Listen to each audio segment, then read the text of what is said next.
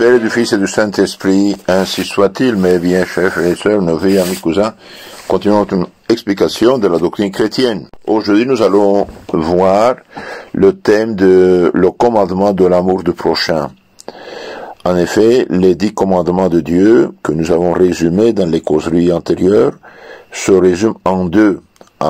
Aimer Dieu, par-dessus tout, aimer le prochain comme soi-même pour l'amour de Dieu. Donc aujourd'hui, on va voir l'amour du prochain, et j'utilise le catéchisme catholique populaire de François Spirago, excellent livre que je vous conseille de chercher, de lire. Vraiment, c'est une somme de théologie spirituelle, morale, dogmatique. Page 221. Le commandement de l'amour du prochain. Saint Augustin dit, tout homme est notre prochain pour le fait d'être homme, créature de Dieu. Tout homme est notre prochain sans distinction de religion, de nationalité, d'âge, de sexe et d'état. Nous devons aimer le prochain parce que Jésus-Christ l'ordonne, parce qu'il est enfant de Dieu, créé à son image, enfin parce que nous descendons des mêmes parents et que nous sommes tous appelés à l'éternité bienheureuse. L'amour du prochain existe dans notre âme lorsque nous sommes de tout cœur bienveillants envers lui, que nous ne lui nuisons pas et qu'au contraire, nous lui faisons du bien. La bienveillance consiste dans la joie de voir notre prochain heureux et dans le regret de le voir malheureux. Nous devons éviter de nuire à notre prochain en sa vie, son innocence, sa propriété, son honneur et dans ses droits de famille. Dieu défend tout cela dans ses 6 derniers commandements. Celui qui transgresse gravement un seul de ces commandements n'a pas la charité. Donc, ne pas tuer, ne pas forniquer, ne pas voler, ne pas mentir, ne pas désirer le bien du prochain, ni sa femme, ou son époux. Nous devons faire du bien à notre prochain, notamment lorsqu'il est dans le besoin. Nous devons aimer le prochain comme nous-mêmes, mais rien ne nous oblige à l'aimer plus que nous-mêmes. Tout ce que nous faisons à notre prochain, soit en bien, soit en mal, est fait à Jésus-Christ lui-même, car, dit Jésus-Christ, ce que vous avez fait au plus petit de mes frères, c'est à moi que vous l'avez fait. Celui qui observe exactement le commandement de la charité obtiendra sûrement l'éternité bienheureuse. La charité est le signe propre du vrai chrétien. Voilà, tout ça c'est l'entête des chapitres ou des réflexions qui suivent, n'est-ce pas? Donc le commandement de l'amour du prochain, tout homme est notre prochain. L'histoire du bon samaritain nous apprend que l'étranger et même l'ennemi est notre prochain, Saint Luc chapitre 10. Bien des personnes, hélas, ne considèrent comme leur prochain que ceux qui appartiennent à la même nationalité ou à la même religion. Dans le Christ, il n'y a ni juif ni grec, mais tous sont un. Galates 3, 28. Donc, tout ce qui est chrétien, c'est notre frère, notre prochain, et tout ce qui n'est pas chrétien, il est appelé à l'être. Donc, nous devons donner l'exemple, l'aimer pour Dieu, en Dieu, pour sa conversion, son salut éternel. Nous devons aimer le prochain parce que Jésus-Christ l'ordonne, parce qu'il est enfant de Dieu, créé à son image et ressemblance. Enfin, parce que nous descendons tous de même père et mère, et que nous sommes tous appelés à l'éternité bienheureuse. En effet, Jésus-Christ, notre Seigneur, l'ordonne. Vous aimerez votre prochain comme vous-même. Saint Marc 12, 31. Celui qui aime le Père aimera aussi les enfants. 1er Saint Jean 5, 1. Or, notre Père commun est Dieu, qui nous a tous créés. Nous sommes tous ses enfants, et nous devons donc nous aimer les uns les autres. Tous ceux qui descendent d'une même personne sont parents entre eux. Par conséquent, nous tous qui avons reçu la vie du même Dieu, nous sommes frères en nature et nous devons aimer les uns les autres. Celui qui aime le Père respectera certainement aussi son portrait, qui est l'enfant. Or, notre prochain est l'image de Dieu. Genèse 1, 27. Nous devons donc l'aimer. De même que la lune reçoit sa lumière du soleil, de même l'amour du prochain découle de l'amour de Dieu. Nous devons donc aimer notre prochain d'un tel amour qu'il serait impossible en dehors de Dieu. Malheureusement, dans un monde athée, indifférent, relativiste, ça disparaît, donc on arrive à ce qui passe, non. Nous sommes tous les enfants du premier couple, nous ne formons donc qu'une seule et grande famille, et notre amour doit être un amour fraternel. Enfin, nous sommes tous appelés à l'éternité bienheureuse. Nous devons tous un jour habiter éternellement ensemble, voir Dieu et le bénir à jamais. Saint Jean dit, « Je vis une foule innombrable de toute nation, de toute tribu, de tout peuple et de toute langue. Tous étaient debout devant le trône de l'agneau vêtu d'une robe blanche, des palmes dans les mains. » Apocalypse 7, 9.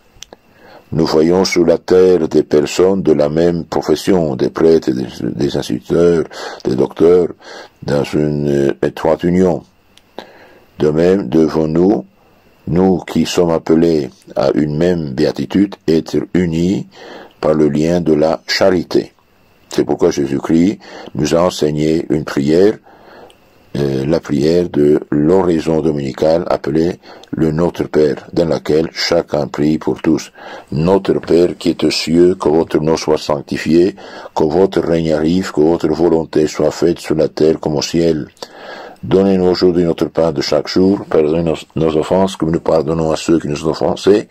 Ne nous laissez pas succomber à la tentation, mais délivrez du mal. Amen. L'amour du prochain existe dans notre âme lorsque nous sommes de tout cœur bienveillants envers lui, que nous ne lui nuisons pas et qu'au contraire, nous lui faisons du bien. L'amour du prochain ne considère pas seulement dans un sentiment tendre ou dans la bienveillance à son égard, car il n'en retiendrait que peu de fruits. Saint Jacques dit, « Si un de vos frères se présentait à vous, nu et affamé, et que vous lui disiez, allez en paix, chauffez-vous, rassasiez-vous, sans y ajouter aucun secours de votre part, à quoi serviraient vos souhaits ?» Saint Jacques 2, 15. L'amour du prochain est donc avant tout un acte de volonté qui exprime par la bienveillance. Nous ne devons pas seulement aimer du bout des lèvres et avec des paroles, mais surtout en action et en vérité.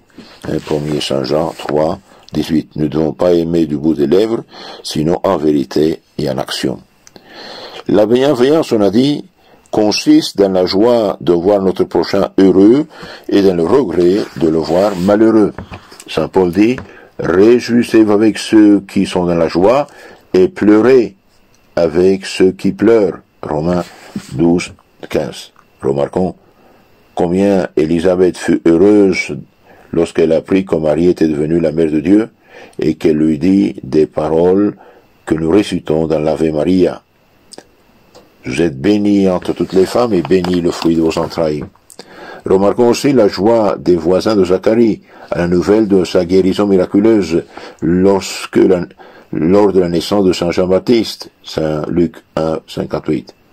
De même, la bienveillance d'Abraham pour l'autre auquel il abandonna avec plaisir le meilleur pays. Genèse 12. Celle aussi de Moïse exprimée dans ces paroles, puissent tous les peuples posséder la sagesse et Dieu leur donnait son esprit. Genèse 11, 24. Les souhaits offerts à l'occasion de la fête, du nouvel an, d'un heureux événement, le salut que l'on se fait lorsqu'on se rencontre, sont des signes de bienveillance. Lorsque le Sauveur lui-même saluait ses apôtres par ces paroles, la paix soit avec vous. Les anges même saluent comme on le voit par la salutation de l'ange Gabriel la Vierge. Et les bons catholiques se servent depuis longtemps de saluer de la pieuse formule « Loué soit Jésus-Christ ».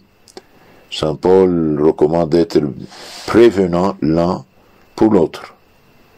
Romains 12, 10. Être prévenant l'un pour l'autre. supprimer la bienveillance sur la terre, c'est supprimer le soleil et rendre par là même les relations des hommes entre eux impossibles.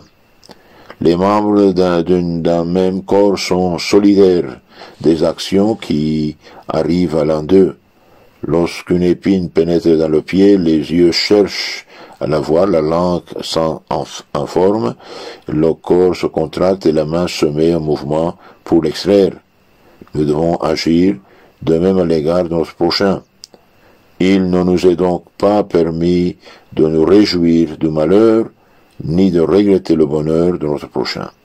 La joie de la peine d'autrui et l'envie sont diaboliques et le signe le plus certain que l'homme ne possède pas l'amour du prochain.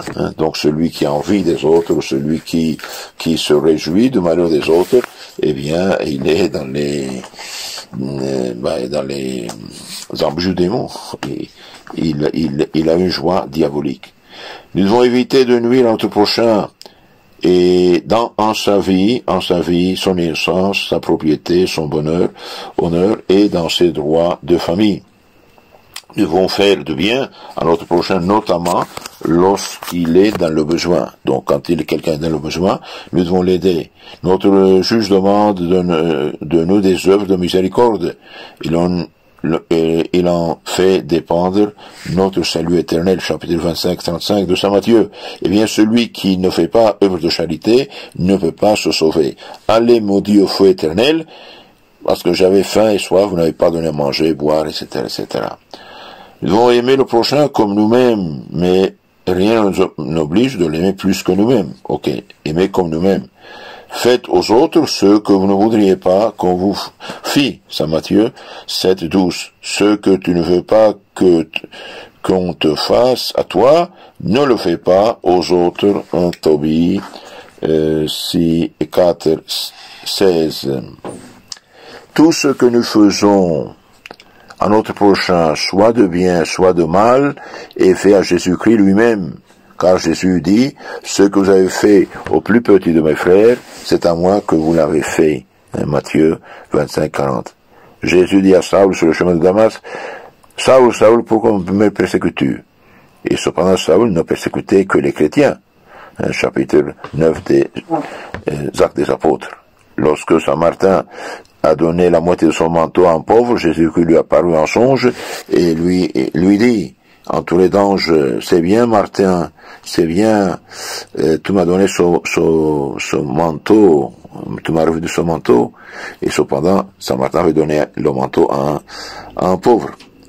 Celui qui observe exactement le commandement de la charité obtiendra sûrement la vie éternelle, l'éternité bienheureuse.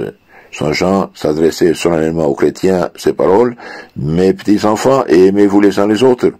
Comme on lui demandait la raison, il dit, si vous aimez les uns les autres, vous complétez les 10 commandements. Et finalement, la charité est le signe propre du vrai chrétien. Car le Sauveur a dit, c'est à ce signe que l'on reconnaîtra que vous êtes mes disciples, si vous aimez les uns les autres. On voit qu'il y a des chrétiens vrais quand ils aiment les uns les autres, Jean 13-35. Jésus-Christ nous a aimés le premier et nous a donné sa vie pour nous. Et nous aussi, nous devons aimer les uns les autres. En effet, il dit, je vous donne un commandement nouveau. Un commandement nouveau, c'est aimer les uns les autres. Qu'il ferait bon vivre, et si cette charité régnait partout. Qu'il ferait bon vivre si la charité régnait partout. Donc, dans la mesure où les peuples, les personnes, les familles, les nations sont des christianismes, malheureusement, le monde ça fait un enfer. Les lois, les juges, les punitions deviendraient inutiles si les gens aimaient les uns les autres. Nul ne nuirait à son prochain, les meurtres, les disputes, les émeutes, les pillages et d'autres maux seraient inconnus parmi les hommes, et il n'y aurait plus de pauvres que chacun aurait ce qu'il lui faut, dit Saint Chrysostome. Donc, tâchons d'aimer le prochain. La charité est le signe propre du vrai chrétien. N'oublions pas, aimer le prochain pour l'amour de Dieu, pardonner le prochain pour l'amour de Dieu, aider le prochain pour l'amour de Dieu, supporter le prochain pour l'amour de Dieu. Nous devons, en aimant le prochain, nous aimons Dieu. Que Dieu vous bénisse, la Sainte Vierge vous garde. Ayez la charité, s'il vous plaît, de renvoyer ces causeries à vos contacts. Merci beaucoup.